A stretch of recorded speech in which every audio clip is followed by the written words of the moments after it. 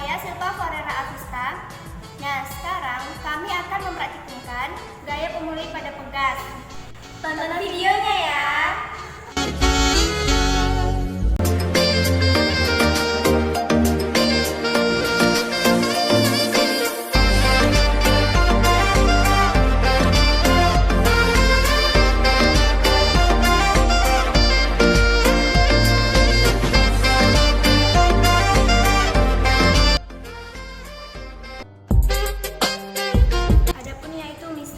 Mister ini digunakan sebagai pengukur pada pegas.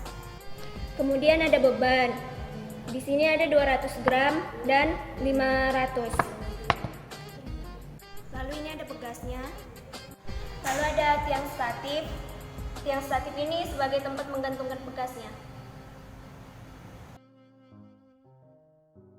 Saya akan mempraktikkan gaya pemulih pada pegas. Yang pertama, kita siapkan alat dan bahannya terlebih dahulu. Kemudian kita gantungkan pegas pada statif. Nah, sebelumnya saya akan mengukur panjang pegas menggunakan penggaris.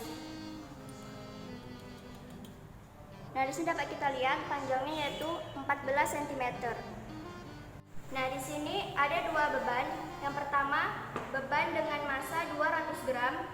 Kemudian yang kedua dengan massa 500 gram. Yang pertama, saya akan menguji coba beban dengan massa 200 gram. Kita gantungkan di sini. Nah, dapat kita lihat setelah beban digantungkan, pegas berubah menjadi lebih panjang dari keadaan awal. Maka kita akan menghitungnya kembali.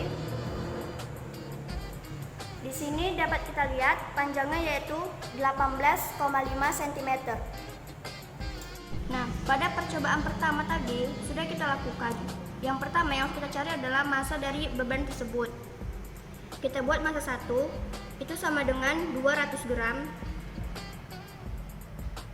Kemudian panjang mula-mula itu sama dengan 14 cm. Panjang akhir setelah diberi beban yaitu 18,5 cm. Kemudian variasikan beban. Yang beban kedua ini adalah 500 gram dan ini panjang pegasnya sama yaitu 14 cm.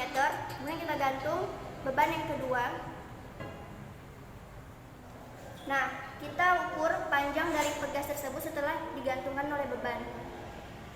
Di sini bisa kita lihat panjangnya yaitu 29 cm. Pada percobaan kedua, massanya yaitu massa kedua 500 gram dengan panjang awalnya 14 cm dan panjang akhir setelah digantungkan beban yaitu 29 cm. Nah, 4,5 cm ini adalah delta L, yaitu perubahan panjang. Pada percobaan kedua, panjang awalnya adalah 14 cm dan panjang akhirnya adalah 29 cm. Ini hasilnya kita kurangkan 29 cm dikurang 14 cm yaitu 15 cm. Ini sebagai delta L. Ini bisa kita asumsikan delta L2 dan ini adalah delta L1. Dari kedua data percobaan ini dapat kita simpulkan bahwa semakin besar massa, maka perubahan panjang pegas semakin besar. Hal ini sejalan dengan yang dikatakan Robert Hooke yang matematisnya adalah F sama dengan minus K kali delta X, di mana gaya pemulih itu selalu berbanding lurus dengan perubahan jaraknya. Iya kan, Dek? Iya, Kak, betul. Jadi, kenapa dia minus? Karena gaya arahnya itu selalu berlawanan dengan arah X-nya. Itulah yang disebut dengan konstruktivistik, di mana peserta didik diminta untuk mencari sendiri, mengkonstruk pengetahuan mereka yang awal dengan yang sudah diberikan suatu pengetahuan. Jadi kesimpulannya adalah gaya pemulih merupakan gaya yang bekerja pada benda supaya benda tersebut kembali ke bentuk semula.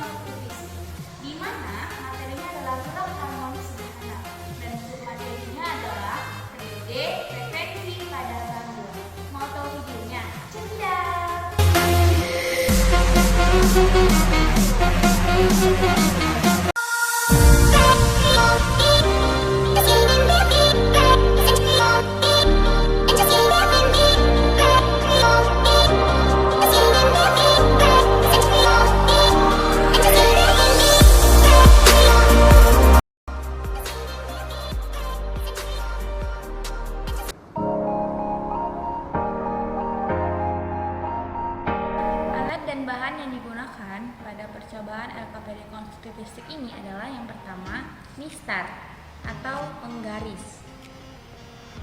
Nah, yang kedua adalah beban. Di sini menggunakan dua beban, yaitu beban sebesar 50 gram dan beban 20 gram. Benang. Di sini kita menggunakan variasi benang 30 cm dan yang kedua adalah 40 cm. Selanjutnya statif. Terakhir adalah busur dengan 180 derajat.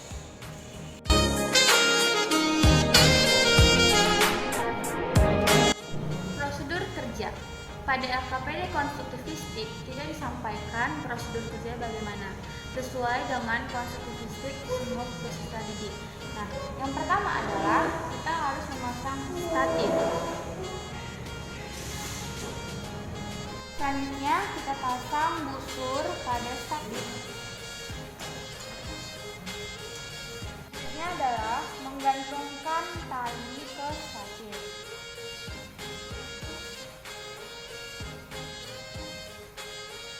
Selanjutnya adalah menggantungkan beban dengan panjang tali 40 cm.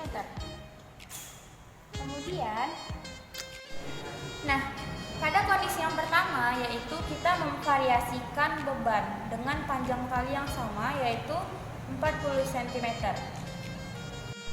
Kemudian kita berikan simpangan sebesar 10 derajat. Kemudian kita hidupkan secara bersamaan dengan stopwatch. Hitung sampai 10 kali melakukan oscillasi.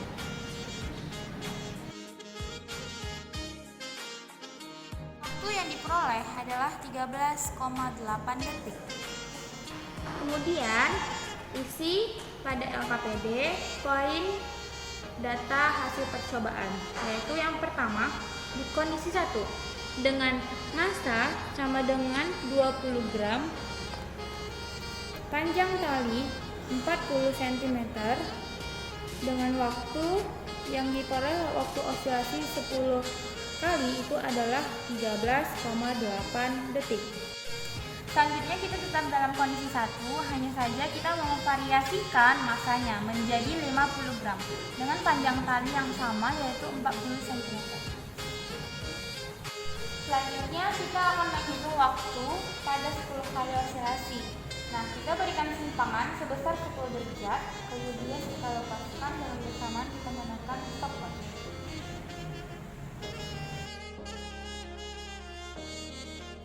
Waktu yang diperoleh adalah 13,0 detik. Kemudian kita isi di kolom data hasil percobaan, yaitu T-nya sama dengan 13,0 sekon.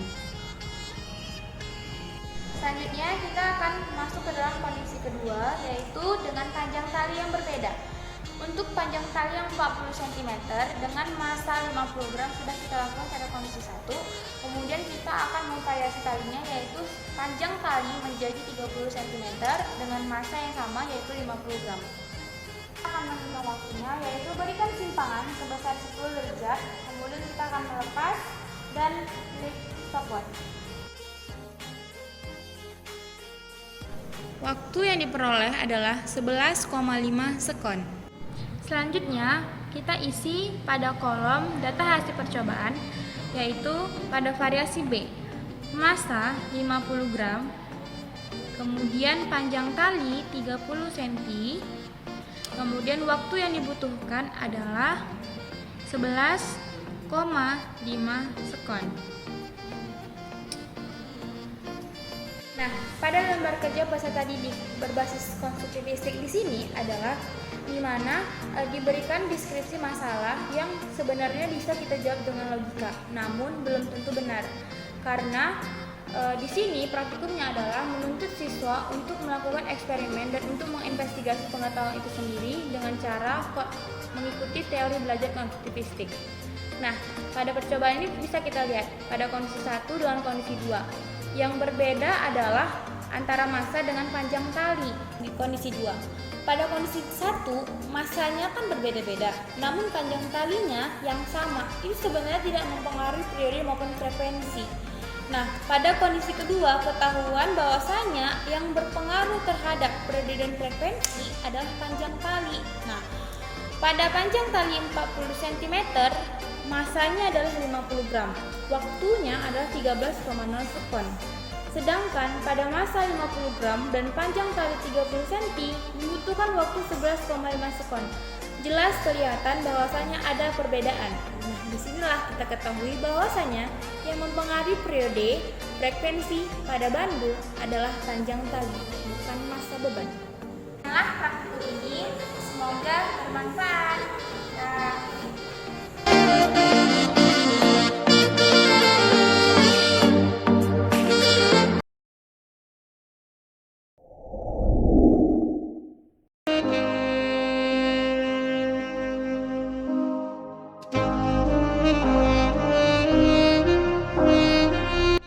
Assalamualaikum warahmatullahi wabarakatuh.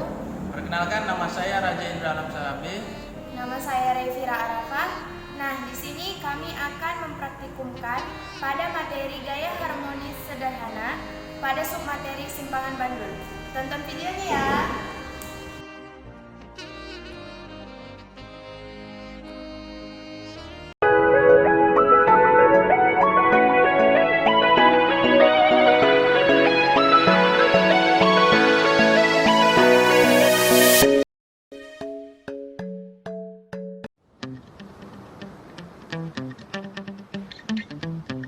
Adapun alat bahan yang digunakan, yang pertama ialah mistar atau penggaris, ketiga ialah benang, dan yang terakhir ialah beban sebesar 20 gram.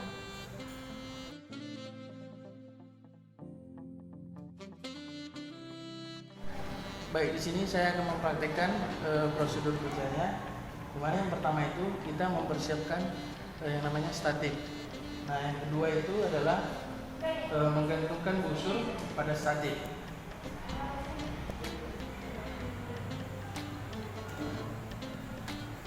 Kemudian kita menggantungkan tali pada statik.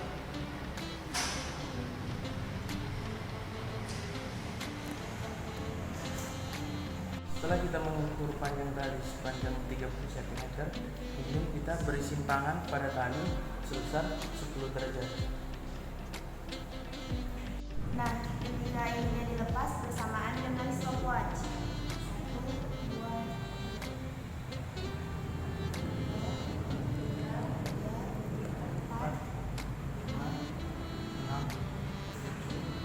8, 9,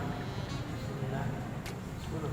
Waktu yang dibutuhkan sebesar 12,14 detik.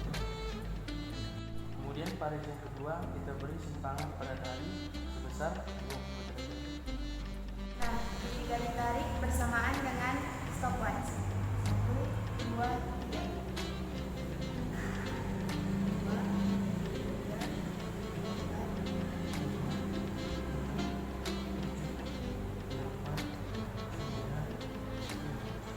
Waktu yang dibutuhkan sebesar 12,55 detik. Nah, berdasarkan data yang sudah kita peroleh, di sini kita bisa menyimpulkan bahwa dengan massa yang sama, dengan panjang tali yang sama, kemudian divariasikan dengan sudut yang berbeda, maka kita dapatkan beban untuk berosilasi tidak memiliki perbedaan waktu. Nah, pada simpangan bandul ini rumusnya F sama dengan mg sin theta, di mana pada simpangan ini massa, gravitasi dan tetanya yang sangat berpengaruh. Dan semakin besar tetanya, maka semakin besar pula gaya pemulihnya. Nah, pada praktikum kali ini kita menggunakan LKPD berbasis konstruktivistik, di mana pada LKPD ini tidak ada prosedur kerja, kolom data hasil percobaan, apa yang menurut saya tidak ada. Jadi peserta didik diharapkan untuk membangun, mengkonstruk pengetahuan sendiri dari pengalaman. Nah, itulah dia yang dinamakan dengan LKPD berbasis konstruktivistik, di mana sejalan dengan teori belajar konstruktivisme. Demikianlah hasil praktikum kami. Lebih dan kurangnya saya mohon maaf. Terima kasih atas perhatiannya. Lengkap.